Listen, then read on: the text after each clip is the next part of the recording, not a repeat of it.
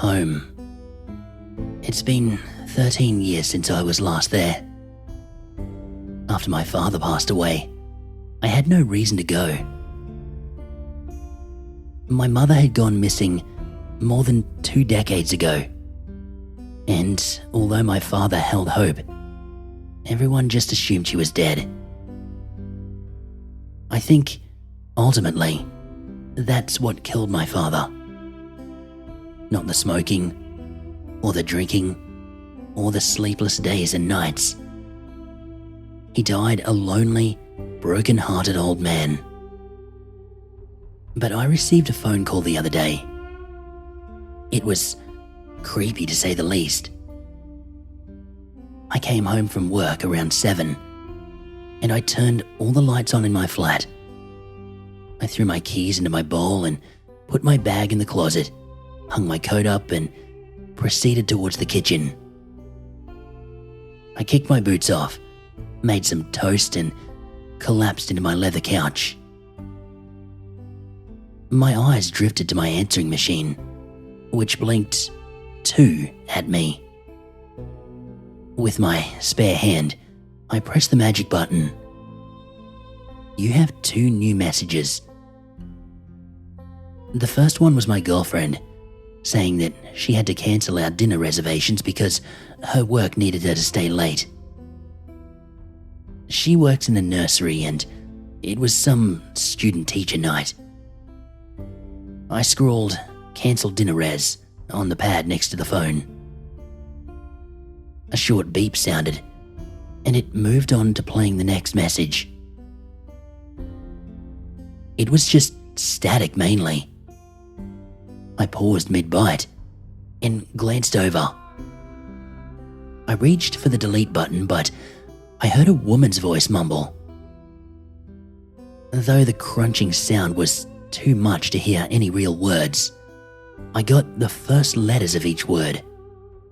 C, H, and S. After that, a whimper, and it cut off with a sudden inhalation of breath.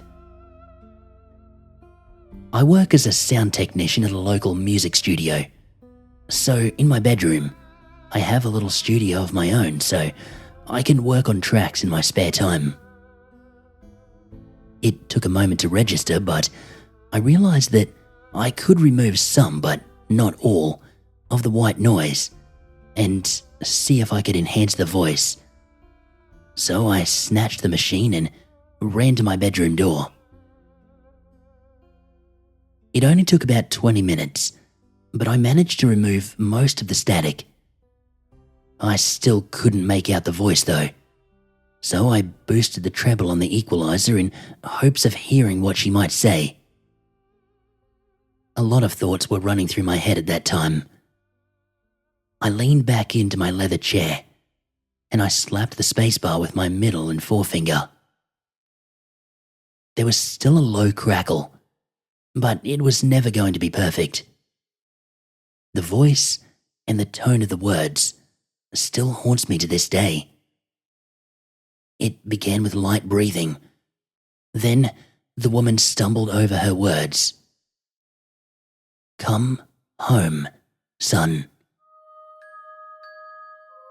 My first reaction was that it was a sick joke. I thought I could hear laughing in the background. I was about to turn it off when it occurred to me that it was a man crying. She continued, Your father misses you. I felt sick. The breathing got heavy. She gasped and then it stopped. I sat there staring at the screen. There was a mixture of emotions. Disgust, disbelief, shock, and intense fear. I felt a cold sweat slip down my neck. My hands were shaking. I kept on replaying the file. The more I heard it, the more I thought it sounded like my mother. I looked at the clock on my taskbar. 1:48. It read. I decided to try and sleep on it, see what I thought in the morning. You can tell yourself something so much that you can start to believe it. So I hit my computer into sleep mode and crawled out of my chair. On the walk over to my bed, I caught a glimpse of myself in the mirror. I looked pale and worn out. There were black rings around my eyes, like I was wearing eyeshadow.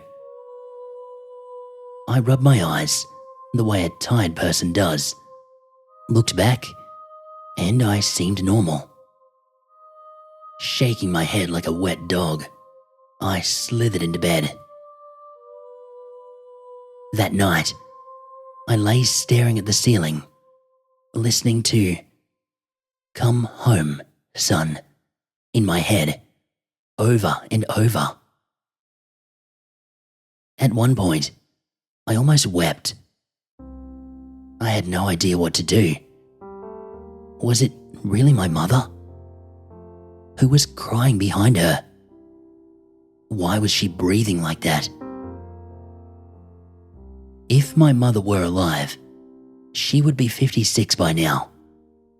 But the voice still sounded 31. I thought about the last thing she ever said to me.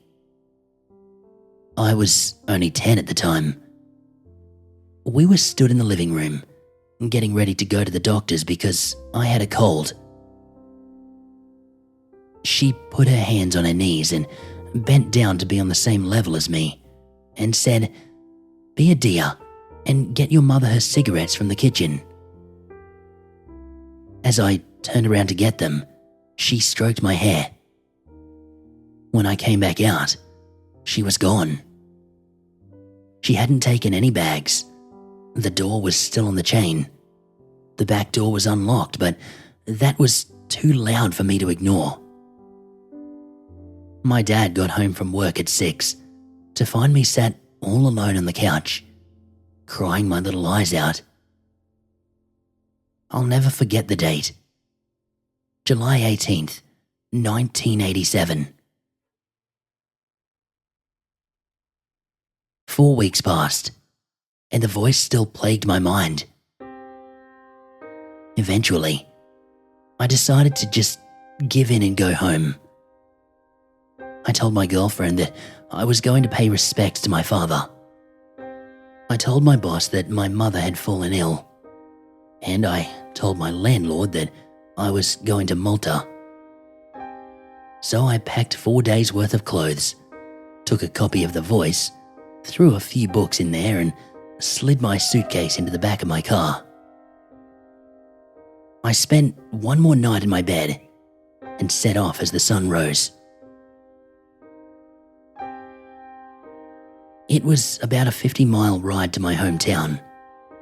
Or should I say, where my hometown used to be. It turns out that over 3/4 of the entire township had been leveled. I kept driving along streets I used to play on, searching for any sign of life.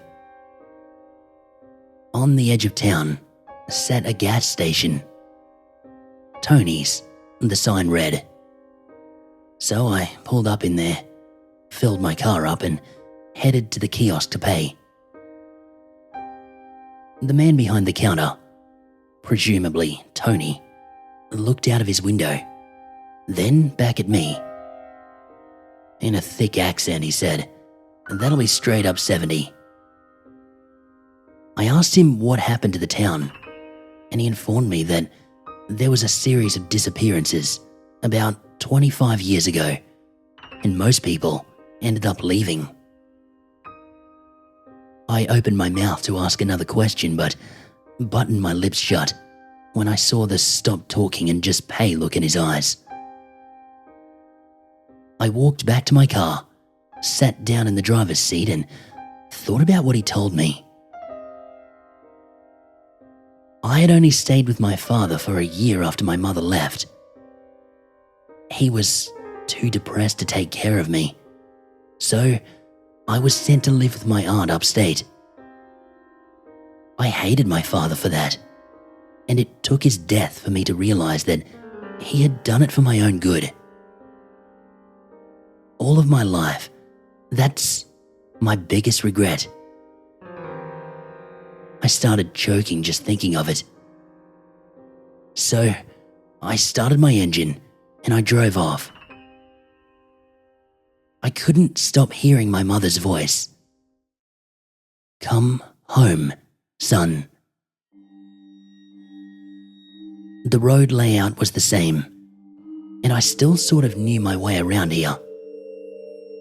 I felt my hand hit the indicator, and then it led me back into town, towards the estate that I used to live. Unsurprisingly, my house was gone. But there was an odd feature that none of the other houses had. There was a staircase off the side of where my house was that led down to a basement that I didn't even know we had. The 11 years that I was there, I had never seen that staircase. My dad didn't do anything to the house in the year that I spent with him, and nothing would motivate him to build an entire basement. He was a very hands-on guy, I'll give him that. If a job needed doing, he'd do it himself. But after my mother went, he kinda just sat around and moped. They used to send carers around to see him. He didn't even cook himself anything. I pulled up and got out by the staircase. There was an old wooden door at the bottom, made of this cheap picnic table wood. You know the kind. An intimidating padlock hung just above the handle, but if I just pulled, I knew it would come off.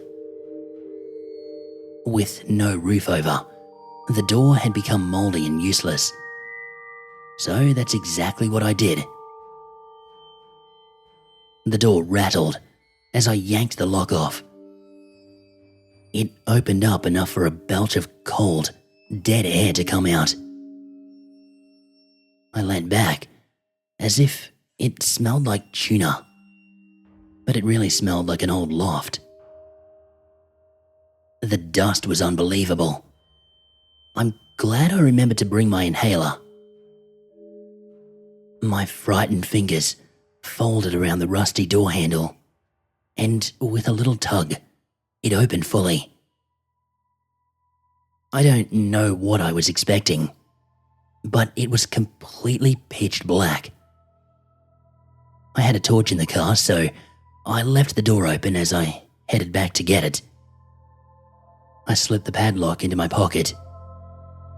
The torch was under the passenger seat, because it had rolled under there just to inconvenience me.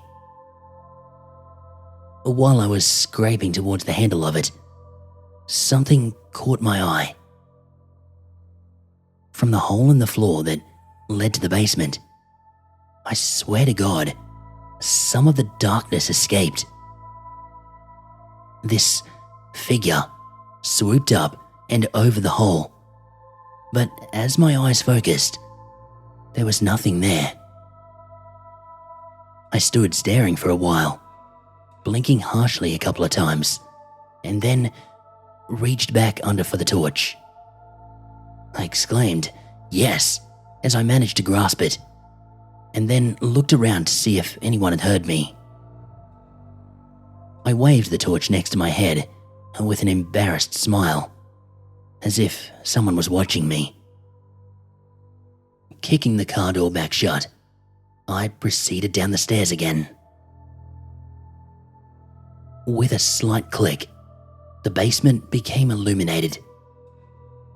It was grey, damp, and very cramped. The walls looked like they had been carved out with a spoon. It seemed more of a cavern than a basement. I scanned the walls with the beam of light, and I came across something that really chilled me. There was a second door to my left, painted black, but in a big, bold letters it read, "Home." The closer I got to that door, the louder I could hear the crackle from the tape. I slowly placed my ear right in the middle of the O. There was a light sobbing. I shook my head and I turned to leave after I realized that I was about to be sick. I really did not want to know what was in that room.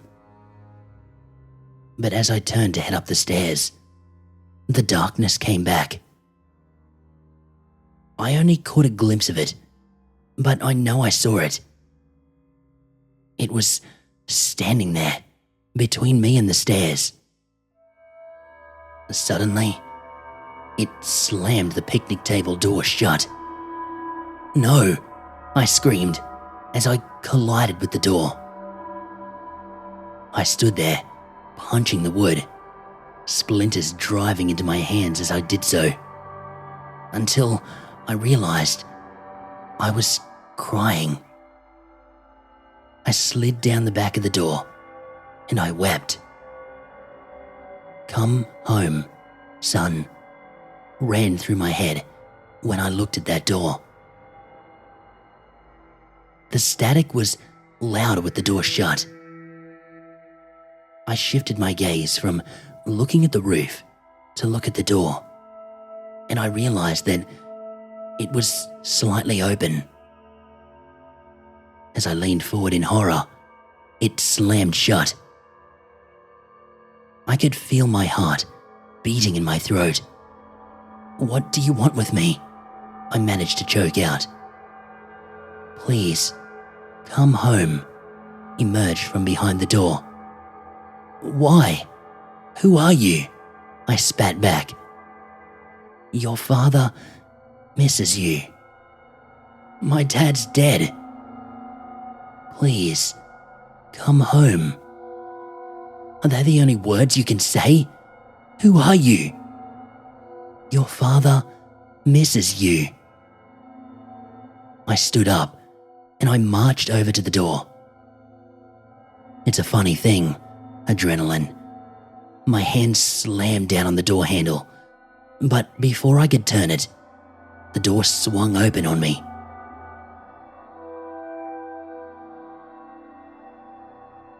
I can't remember exactly what happened after that.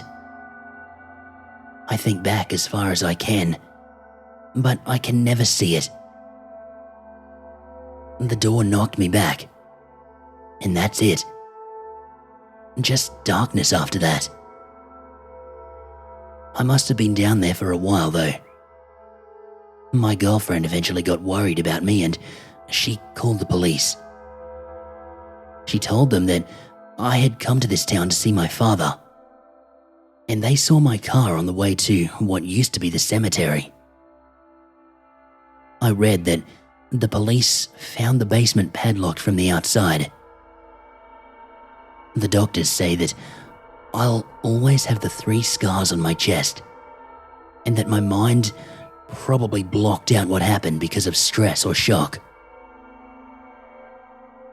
I don't ever listen to the tape anymore, but sometimes, when I'm lying in bed, I can hear the static. And sometimes, I swear I hear a voice, as clear as day, saying, "Welcome home."